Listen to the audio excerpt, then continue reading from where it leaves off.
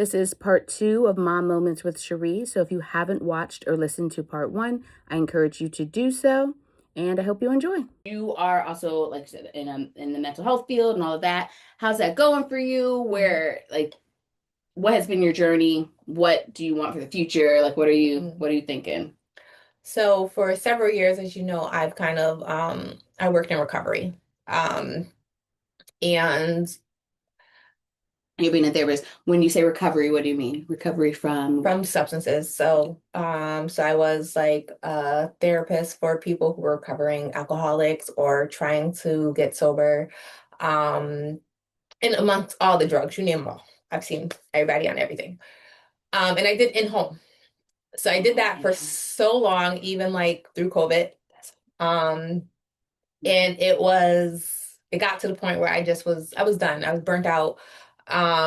Because, as a therapist, you do have to fill your own cup, which is what I was doing. But then, as we all know, when COVID hit, life was overwhelming. No matter what job you did, no matter where you worked, life was very overwhelming. I was very lucky during that time because by then I was doing all my work virtually. Yeah. And so because I also, my whole career started with all in-home. I think I worked for 3 or 4 different in-home therapy programs. So that's all I Yeah. knew at the beginning of my career. And until I went to like private practice. So the thought of having to do in-home work during COVID, that's a whole other level because just Yeah. in-home work alone is very taxing, Yes, I would say it's like, it's not a job, it's a lifestyle. Like it is. Yep. it can be overwhelming. Yep. And I'm a germaphobe. So I was the person when I came home, I stripped at the door, walked in my house butt naked, threw everything in the wash. Yeah. So it was really, really hard for me to continue to navigate being in people's homes. And I drug test people, right? And all the roles I've done in recovery, even though I worked at a couple of different agencies, I still drug tested people. So I have to be up in your personal space to drug test you. Breathalyzer, all that. Yeah. So I got to the point where like I was just kind of burnt out. I didn't want to do it anymore. And then I kind of had a career switch and now I'm in the world of research. But I'm still a therapist, depending on the studies that I'm on. But now that like I made the switch and I've been doing research for like the last 4 years now, I've been in that area. I just wrapped up a traumatic brain injury study where I was a clinician on that study. And through doing that, I realized like I really don't want to be like clinical in that aspect anymore. I do enjoy research more than I thought I would, and I kind of want to be more on like the administrative back end side. So that's kind of like my goal now. Okay. So I just started on a new project in research, and it's a national study where I am the coordinator for the Connecticut site, but it's also, since it's national, it's like the San Francisco site, the Birmingham site, so multiple sites. I think there's like 6 sites altogether for this study, and it's a pain management study. And for this, I am the Connecticut coordinator. So this is a big role for me, and the study just kind of got kicked off. And out of all the sites, I'm the only one that has got people enrolled. So yay. Um, what annoyed me though when I got people enrolled is the overall coordinator who's overseeing all of us at the little sites called me an overachiever. So that kind of rubbed me the wrong way because I'm like, I'm just doing my job. Sorry, y'all. Sorry, y'all don't have people though, how enrolled. are you overachieving when you're doing the thing you're supposed to do? Right, because of like the government shutdown, there was a pause on everything. But I was ready to go. I knew what I needed to do, and as soon as the government opened up, Right, I you took did off what you running. nice. And other people, I guess, are still tippy toe into it. So I don't know. But I like being the coordinator. I still do assessments because I like doing assessments. Don't get me wrong. Like I just don't want to do the clinical care, multiple times a week and following you for X amount of time. So with my role as a coordinator, like I'm in charge of like the recruitment, right? I'm in charge of overseeing the person who is actually doing the clinical treatment, seeing how they are they managing the sessions with the person? Are they having issues? If there is like an adverse event with a person, they report it to me, I report it to the higher up. Things like that. So I like that. I like that. I like recruiting. I like doing just like the screening assessments to see if you qualify for this study, in the baseline assessments. And then like since it's a national study, after I recruit for the Connecticut site, I have to be blinded for the follow-up assessments. So I will be doing the follow-up assessments for I think like another state, which is which is I like because it's Nice. just I do like doing assessments. I really do. Yeah. And it's not long-term clinical care. So that's kind of where I'm at now as a licensed professional counselor. I just kind of want to stay on like the administrative side. Obviously, like not private practice. So if they need me to go clinical, it's my job. I do like my job. I'm going to do it. But I Right. don't want to be on the clinical side of a study if I don't have to be. And I have communicated that to like the people above me who assign me to the study. So they're aware of that. But with research, it's kind of, you get in where you fit in, right? They Right. put you where they need you. And I understand that part of it. Right. But yeah, no, it's definitely an evolution though in your career of like coming to the conclusion that where you are now is you want to do more administrative. Yeah. Yeah, for me, it was early on realizing I wanted to go into private practice. There's just different, paths that you can take. So Yeah, it is. And that's why like I will. And I tell people because I've had coworkers who ask me like, "Oh, is it worth getting like my LPC or my certification, whatever it is, to right. have the option to do private practice?" And I tell them yes. Like I love the fact that I could do private practice if I needed to. I've even had talked to you one time, and I was thinking about doing it, especially like back when things were a little rough when I was in the world of recovery. I was like, well, maybe I'll just do a couple, things on the side, just make a little extra cash. So I like having that option to fall back on. Like if all Yeah. else fails and I do end up where I do need money, Yeah. I can still go into private practice at the end of the day. Yeah, I think, like you said, like getting your license, your certification gives you options, gives you flexibility. I also like to think of like, thinking later on in life, it could be like a semi-retirement type of thing, Yeah, like to right. just do some sessions from your house, like when you're not wanting to be out and about in the world as much, maybe, and stuff like that. So Yes. it's good options for sure. By the way, I need more wine. Also, Yeah. let's take this moment here. Josh, he picked up the Riesling for the day, and he was like, "I think you appreciate this one." We do. Thank you, Happy Black Girl Great Mad job. Yes. Riesling. You mentioned like being a mental health professional, we need to pour into ourselves. So that self care Yeah. thing. What are things that are self care for you that either bring you some sense of Hmm. peace, joy, excitement, stuff Yeah. like that? Yeah, so that's something I really had to dive into as an empty nester, right? Is really Mm-hmm. finding my self-care. I love baths Mm. and I've been taking so many baths. Bath. And like I literally will get my wine or I don't know if you heard of Blake Lively has a brand of like sparkling bourbon and sparkling No. tequilas. Oh wait, yeah, I think you did mention this to Yeah. me. I So still need to those get those. Wait, yeah. I'm writing it down because you told me about this already, and And I it's need called the Betty Booze and not to Betty promote her, but I Boo. love it. For me, I like it. Okay, So I love the sparkling bourbon and the sparkling tequila. because it's the bourbon for me. The Yeah, and it's like bourbon. different flavors. So I will have one of those, or I'll have like my glass of wine, Mm-hmm. and I will pour me a tub, and I will be in the tub until the water turns cold. Like so, like I love a bath, and if I have a skylight in my bathroom, which I love too because I Nice. don't have to turn the lights on. I can light a Right. It could just candle, and like this, if the moon is right above me, like it will shine into my skylight, and nice. oh my goodness, so I just love that. So that's Have you seen those like little things? I've seen them on Amazon where you can put it across your tub so that you can yeah. have what your book, your wine, your phone, whatever. I need Like one of those. Yes, I've seen them. I need to invest in one. yes, because you're an expert bather, like you're an Yes, expert bath soaker. I am. I am like a pro when it comes to being in the So tub you soaking. need the proper equipment. Yes, I definitely. So Yeah. that has been a self-care. And then believe it or not, like doing some home projects as a homeowner, obviously you're always trying to find things that are cheaper to do versus paying someone to do. So taking on like I just literally 2 weeks ago, I just replaced my toilet in the bathroom upstairs. That still place the toilet. But no, you're right.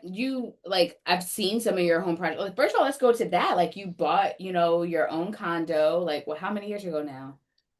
Been like 5 years My now. goodness. Yeah, 5, 6 years, something like that. Because it was Yeah. right in COVID when I closed when everything was shutting down, right before the shutdown. Yeah. And so like to that point too that you're Yeah. making earlier that like you have worked hard to provide a life for you and your daughter and then you managed to buy a home. And then yeah, when I went over, I remember you done all sorts of home projects like, to update the place and all that sort of stuff. Hmm. Like, yeah, so Yes, so I installed the ceiling in the bathroom downstairs. So I Installed. I installed the ceiling. So I had someone put the sheetrock up for me, but all the ceiling of the corners and everything, I did all that myself. But yeah, so I've learned that I like home projects. No, I don't like gardening though. My front of Okay. my place looks like a graveyard. I have an old neighbor who's really nice, so he has planted some things for me when it's time to do that. He put a little bird feeder out there for me as well. So I won't garden. That's something I just can't get into. But choose your project. Yeah, inside the home, I like doing the little home project. So I also just created. I know you haven't been to my house in a while. I don't think I had it. I know I don't think I had it when you came up last time. I have a bench. So my aunt passed away a couple years ago, and I took from her house like this bench. I painted the bench and I made cushions because I also sew. So I made cushions to go on this bench and I made pillows. So now it sits in my living room and it's a little sitting bench in my living room. So that's like a recent project that I just completed as well. Yeah, no, I haven't been over since you did that. I'm due for a visit. Yeah, that's really nice. That's special. So yeah, so you're just doing your home projects, your baths. What about travel? Do you consider travel self-care for you? I do consider travel self-care. So looking forward to my trips with you in 2026. So that's gonna be self-care. Which are gonna be Vegas in March for my bachelorette and Riviera Maya, Mexico in April for me and Josh's wedding. So I'm excited. I feel like I go to Mexico every year. And so here's the thing, I've never been. I've never been to Mexico, which is I feel like wild to say. I know I live in the US of A and I do like to travel, but I have never stepped foot in Mexico. Someone's like, because I said to someone literally the other day, I was like, they were like, oh, where are you going in 2026? I was like, well, I'm going to Vegas. I said, I'm going to Mexico. They were like, again? I was like, yeah. There are multiple parts of Mexico, okay? So right. First of all, every time I've been to Mexico, I've stayed in a different place. Which is good. So there we have it. Like, so last year I was in Mexico for a cousin's trip, which was great. And we stayed at a Secrets. Adult only. Recommend it if you don't want to be around kids. I know. Listen, we're doing our wedding at a all-inclusive family because we are bringing our children, so we needed a place where children were allowed. But yes, because when we went to DR, what was it earlier this year, and stayed at Excellence, it was an immediate upgrade. I was like, oh, yes, we got to do this adults only more often. Yeah, adults only, and if it's a room with a swim out, book it. Because I booked that room with the swim out. With the same, I can't go back. That's the problem. Like, I can't. Now I can't. Yes, I'm looking for a honeymoon to Bali, and like every resort, I'm like, I want lagoon access. I want pool access. I want a private pool. I want to. Right. It's the game changer. The swim out elevates the experience immediately. Immediately. Yeah. So travel is definitely self-care. Obviously, like pole and fitness is self-care. What else do I like to do that's self-care? And just kind of like I'm not a beach person, but in the summertime I do like to drive the beach. I won't get in the water at the beach. But I do like to kind of like when I need to clear my head, drive at the beach and like sit at the beach, play some music and kind of just stare off into like, the beach and the beautiful landscape. I do like that. So I do consider like quiet time or peaceful time like that as well as a nice self-care. For sure. Those are all good things. Going back to the travel piece, so like you have Vegas and Mexico in 2026. Do you have any other plans in 2026 for travel? And where are places you want to go? Like I have like in my head like this long list of places I want to like visit over my lifetime. But what about you? Yeah, so I definitely want to. So first, let me go. I don't have any other trips planned yet. So just because I got to get through my trips with you, girl. Sorry. Which is fair. And then sorry. Yeah. And then also I didn't jump ahead too far ahead because of just financially with the government shutdown, like I was affected by that. So I had to kind of really like pause on what the future was looking like for a moment. To input there, yes, because you in your work, in your research work, you do work for the federal government. Yes, so I'm a government employee. Yes, so I was affected by the shutdown and all the stuff that has been happening with the government, unfortunately. But one thing I will say that did come out of that government shutdown for me is that it did help me tighten up my budget. All those little knickknacks, I like the little splurge on here and there. It did help me tighten up my budget, and I realized that. So A loss may sometimes be a gain. So it made you like kind of adjust some of your behavior yes, around around my financial. spending, which is a good thing. Which I'm continuing to do. So that's a good thing. But yeah, so because of that, I didn't plan any future trips. But initially I was thinking of my daughter does turn 21 in June. So I was thinking of a trip with her for her 21st birthday. She's now actually come with me to your wedding, which we just finalized yesterday. So I might not do a trip with her now because she's coming to the Coming from wedding. Mexico. But if she wasn't, I was initially thinking of doing a 21st birthday trip with her. And I may still do that. It may not be like a lavish trip out the country. It could be Right. someplace in the US. Like, like for instance, she's never been to San Diego. She wants to go. She's already in California for school Yeah. in Palo Alto. So I may look into maybe us doing a trip to San Diego just so we Right. can explore the things that she's interested in seeing there. Right. Just to like toot horns and just brag a little bit. You might have put together. She said Ivy League in Palo Alto, so you might be able to guess what school she's at. I'm just saying. Anyway, I'm sorry. Am I going to full ride? Yeah. Yeah. Yep. Full ride. My little genius. Anyway, sorry. Yeah. Black girl bitch. We love it. Black excellence. Okay, so yeah, so maybe San Diego. I went to San Diego 2 years ago, me, Josh, and my two boys, and that was fun. That was a good time. I think that'll be nice. That could be a nice little like in between type of trip. Yeah. Yeah. What are other places that you would consider taking her for her 21st, whether in the US or out of the US? So she wants New Zealand is definitely a top on both of our lists. So we both want to go to New Zealand, me and her. But my number one travel spot and her number one travel spot is Japan. And this, I've said this for years. I actually lost out on an opportunity to go to Japan in June. But it's okay because it was my daughter's birthday, so I could not. So I have my uncle's wife was taking her son to Japan in June for his birthday, and literally I was waiting for the dates to see if I can make it work, and then I booked flights already and booked hotel to go out to Cali for my daughter's birthday to spend the week with her. That same day I booked up my flights, she emailed me the dates of Japan, and unfortunately they collided. Right. So I was like, oh, it's not gonna happen. So it's okay though. But Japan is definitely like a graduation goal for like when my daughter graduates from college. So one more year.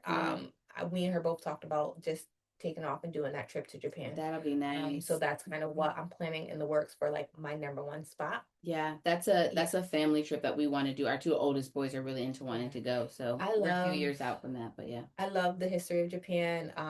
The history is so dark, but I've watched like documentaries on like the emperors and the fall, the rise and fall of the different empires and the samurai. Like I've always liked. I'm not a heavy anime fan as an adult, but as a kid, I loved Sailor Moon and a lot of other animes. My daughter is still heavy into anime. So all of that stuff, like it's us. It speaks to us, and I've always loved Japan because of that. So definitely want to do like Kyoto and stuff for all that history. Even like the geishas, right? Like I think like the history of the geishas is still so fascinating, and how like they still have geishas. It's not as prominent as it was way back then, but they still have geishas, and I would love to go kind of like to a geisha house and things like that.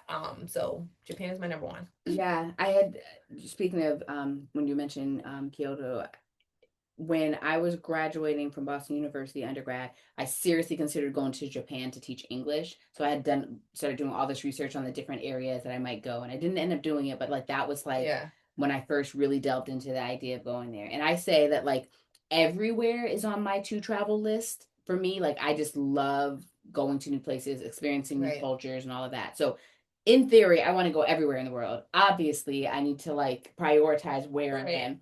So, but Japan is way up there, and I think it's going to be one of our family trips in a few years because our two oldest boys in particular are really interested in going. Mexico next year for our wedding it'll be the first international family trip. Tristan has gone with me to Jamaica. But other than that, none of the other boys I think have gone. Um, maybe Josh's older son, my stepson, has gone like on a cruise. But for the most Okay. part, we haven't done international. So Okay. we're all gonna go to Mexico next year, and then in 2027, I think I want to take us all to Portugal. I have a friend, Kim. She was on the first Mom Moments, who with her partner and kids, and they had a good time. And so it was like really kid friendly. So I think that's going to be like one of our next international trips. Nice. So, Nice. but yeah. Yeah. So, and then I told Josh, I was like, I have this list of places we want to go before I'm 50 because they're more physical. Like I want to go to Machu Picchu, like and climb Machu Picchu. Okay. Yeah. Speaking of that, so my daughter spent last summer, in Peru as her internship, and she wanted, and so that's on our list to go back. That's like probably number 3 on our list to go back because she wants to go to Machu Picchu. Yes. So I've never been to Peru. Where she was at was very, very, very rural, right? She was out there. And I don't think I could have survived where she was at in Peru. But like I need a little bit of luxury when I go on vacation. I'm not for the wildlife. I mean, in case we missed the previous part of not an animal person, so got it. But yeah, so yes, so Peru is definitely there, and then also anywhere where my daughter speaks Spanish, so wherever she can utilize her Spanish and be also like a person to help. That's Josh. She should know for me. Josh is our translator. He also speaks Spanish. I'm like, okay, so good. Got you. Put you in my back pocket. I get off that Duolingo because that app be laughing at me every time I try to. I'm like, I'm gonna learn Italian, then I'm gonna learn French, and I'm like, girl. Yeah. Like I was like, bonjour. Right. But I really want to do all of Southeast Asia, honestly, like all of it. So Vietnam, all of that, like all of Southeast Asia, if I can explore it. Like literally, if I could afford to take a whole month off just to do all of it, I could. Maybe one day I could make that happen. Yeah, I mean, manifest it. That is truly one of my goals. I want to do that, to go to different parts of Africa, because I'm like, if I'm going to go over there and go to the different countries, I'm like a good solid month. I need a good solid month to just go to different countries in Africa and and explore. So I agree. Yeah. I mean, Africa, I haven't honestly put too much thought into traveling to Africa, but I would definitely travel to Africa. So where exactly, I'm not sure. Right. Because I would have to like just kind of look into it a little bit more, research what interests me. But Africa, I would definitely. There's someone who I'm going to send you who you should follow, Demetria L. Lucas. She actually has a podcast called Ratchet and Respectable, but she's from like Maryland. What's it? Prince? Is it Prince George? Prince George County. Yeah. But she spends like a good amount of her time living in different parts of Africa. And now she does these see some world trips where it's like a group. She's over there right now with a group of women. They did a Thanksgiving trip. She does Ghana, South Africa, and I think they're going to be doing Morocco. Anyway, I'm going to send you her information. Yes. She's one of my favorite. It's one of my favorite podcasts, and she like gives like a great idea, like perspective of visiting Africa and for her living in Africa. But for me, part of it is I want to do like a DNA test type thing. Find out different parts that, where like my ancestors are from, and like go to those countries, like research and like go to those countries. Yeah. I definitely want to do some safari stuff. Again, I know you're not too much with the animals, so that maybe not be.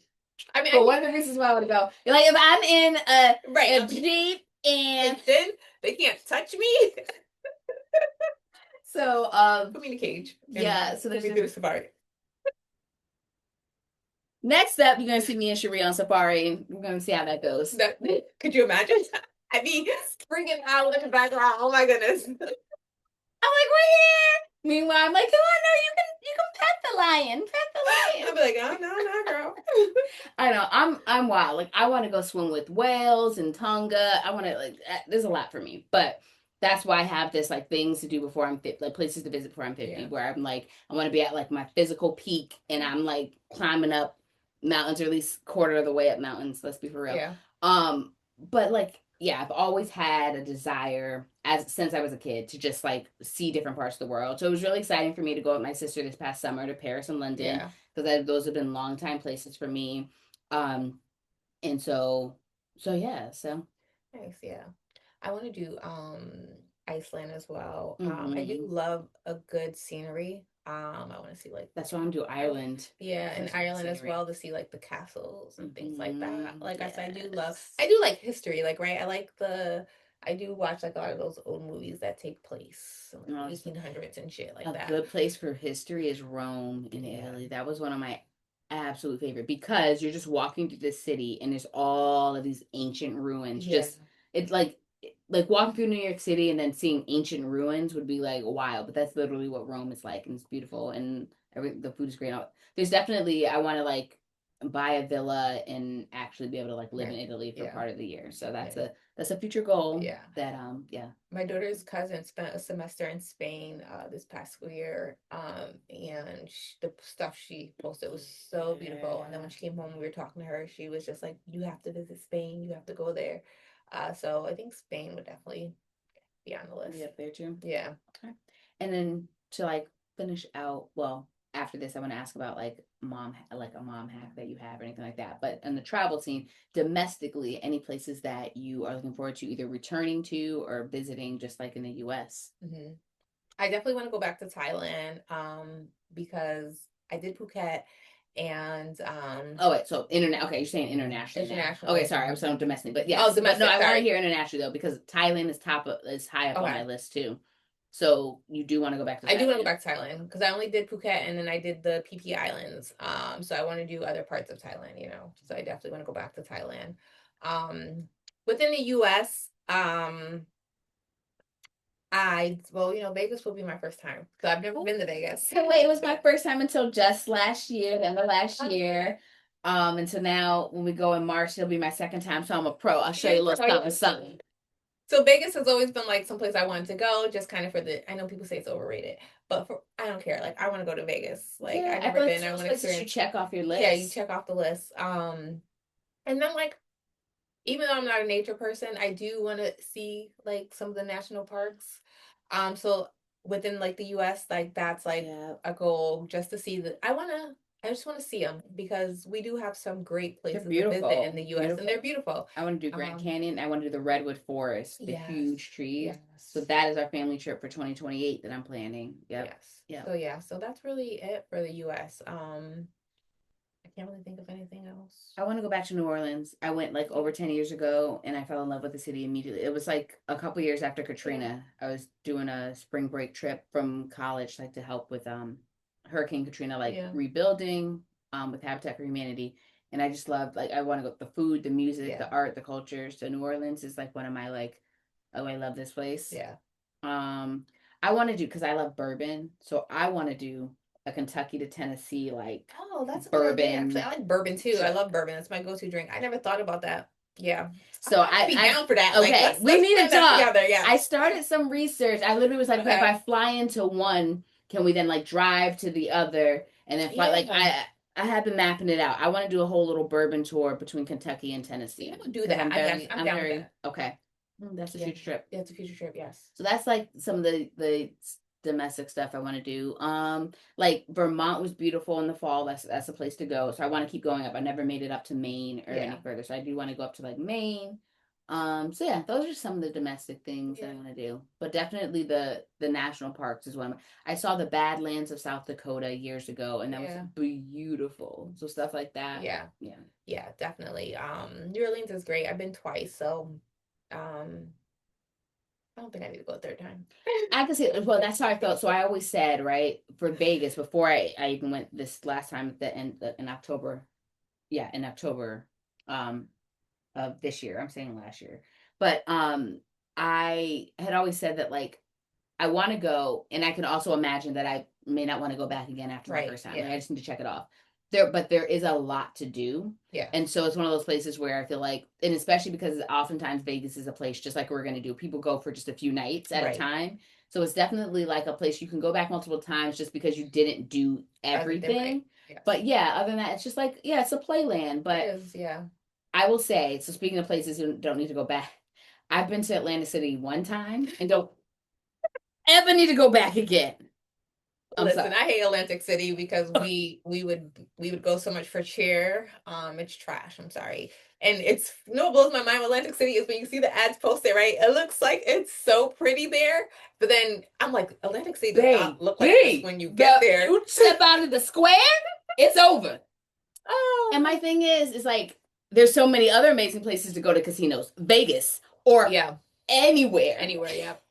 But also same thing about like Disney in Orlando. I've been like, my kid has been to Disney 20 fucking times. I swear. Cheer life. Cheer life. I hate Disney. So I grew up in Orlando, and so I just used to go. Like I'm a very appreciative child who got to go for free because I had family and friends who worked there, all of that. So I got that life.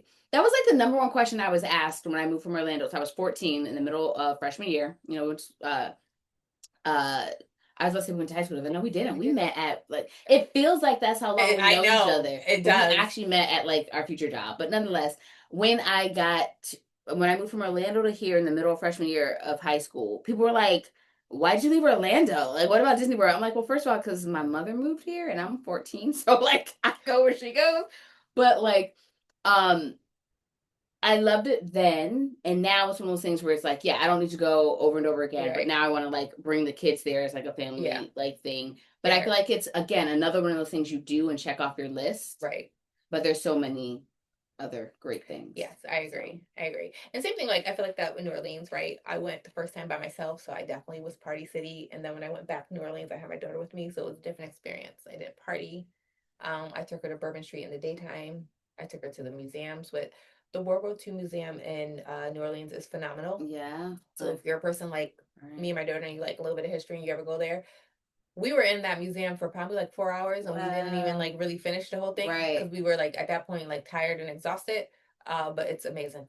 Another amazing museum, just to add, is the African American Museum in DC. If it's still going to exist, because I know Trump is trying to take it out and wipe it out. But have you been? I have not been, but I told my daughter actually for next year that's where we need to go. We need to try to get there before, That is a place to go immediately. Yeah. I need to go again to finish, but like an emotional museum experience in the way they have it set up in the architecture and how there's like a like each level you're going through history is yes.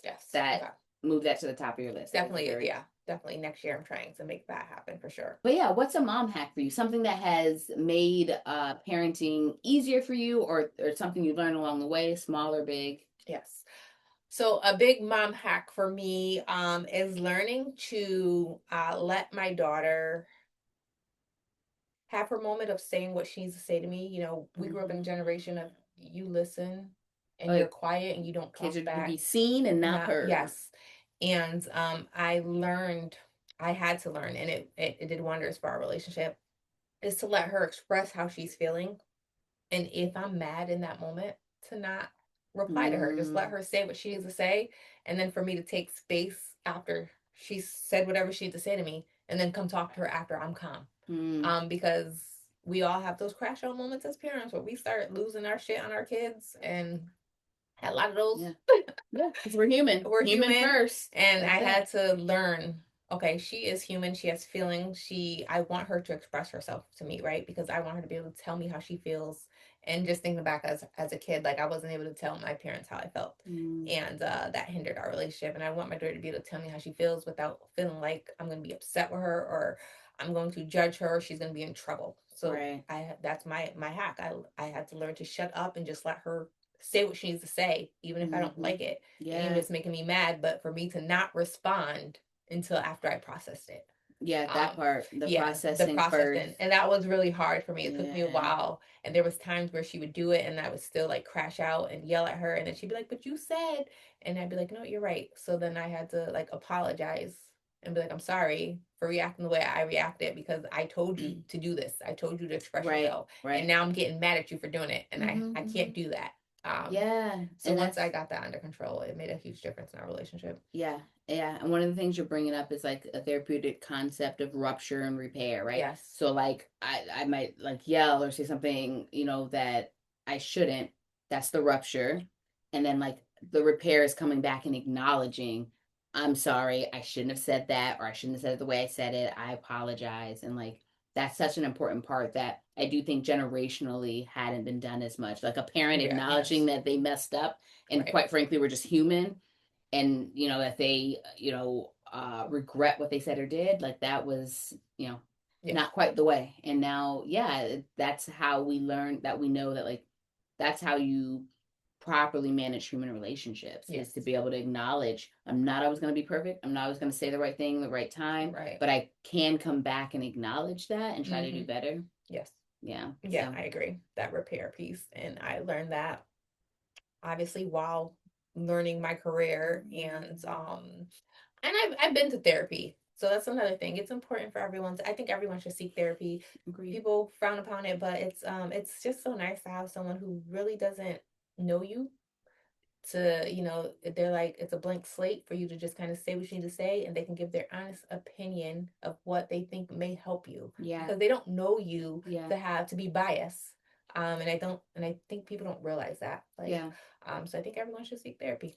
I agree. The whole everyone seeking therapy, I think of it as like we all go to the doctors for a physical, right? The idea is like, go, and that's for your physical health. So for your mental health, go check in with somebody.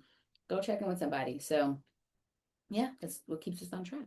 Well, on that note, thank you so much, Sherie, for joining me for my moments. Thank you for having Cheers. me. This was great. Absolutely. And thanks for listening. See ya.